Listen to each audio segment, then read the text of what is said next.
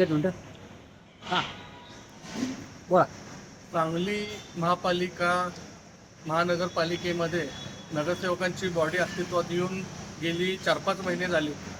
तर आज तागायत कोणत्याही प्रकारचं विकास कामाबद्दल म्हटला तर एकही काम सांगली महापालिकेमध्ये होऊ शकलं नाही. त्याचं कारण म्हणजे महापालिकेमध्ये वार्षिक बजेट जे मंजूर केलं जातं ते अद्यापही बजेट मंजूर केलं नाही. जनतेसमोर नगरसेवकांसमोर ते बजेट सादर केलं नाही. तर ह्यामधलं सर्वात प्रमुख कारण म्हणजे ह्या भाजपच्या गटामध्ये अंतर्गत वाद असणारा विषय आहे. एकमेकांबरोबर भांडणं किंवा पालकमंत्र्यांचा गट वेगळा, आमदारांचा गट वेगळा, खालच्या नगरसेवकांचा गट वेगळा.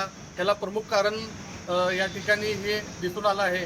तर लवकरात लवकर जनतेच्या सेवेसाठी जर का बजेट सादर झालं नाही तर आम्ही येणाऱ्या 2 दिवसामध्ये महापालिकेच्या दारामध्ये आम्ही प्रतिमहासभा घेऊ आणि कायद्याच्या तरतुदीनुसार महापालिकेसमोर प्रशासनाच्या वतीनं एक बजेट सादर करू आणि त्या बजेटद्वारे महापालिकेला काम करण्यास भाग पाडू, एवढंच या ठिकाणी मी प्रेसच्या माध्यमातून सांगतो. कशावर जातोय?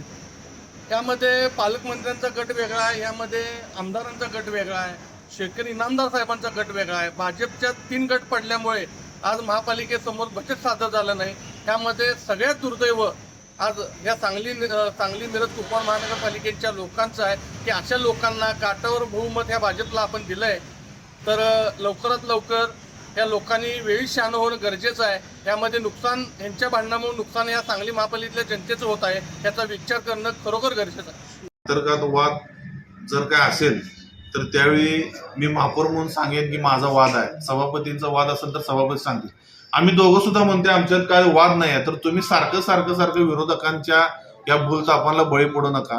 विरोधकांचं काम असते की सत्ताधाऱ्यांना विरोध करणे, त्यांना अडथळे निर्माण करणे, विकास कामात अडवणूक करणे हे विरोधकांचं काम असते, ते त्यांनी करतात. पण आम्ही सत्ताधारी म्हणून एक दिलानं एक पक्षानं जे आम्हाला वाट दाखवल्या नागरिकांचा विकास करायचं, नागरिकांचा शहराचा विकास करायचं, या दृष्टीनं आम्ही सगळीच पदाधिकारी काम करतोय.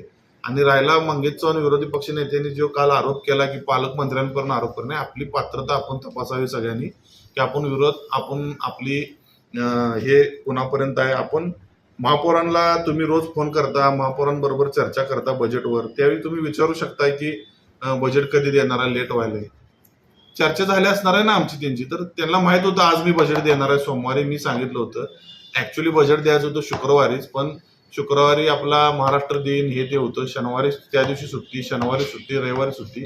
त्या 4-5 दिवसात आमची चर्चा झाली की सोमवारी बजेट द्यायचं.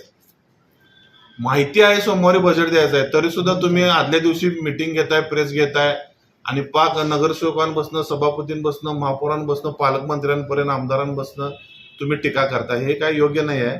आणि ह्या टीकांकडे आम्हाला लक्ष द्यायला खरं सांगायचं म्हणजे वेळ पण नाही. टीका करणे हे त्यांचं काम आहे, त्या टीकांना कितपत उत्तर देणे हे आमचं काम आहे. आम्हाला उत्तरच द्यायचं नाही या टीकेला, कारण या टीकेत काय अर्थच नाही.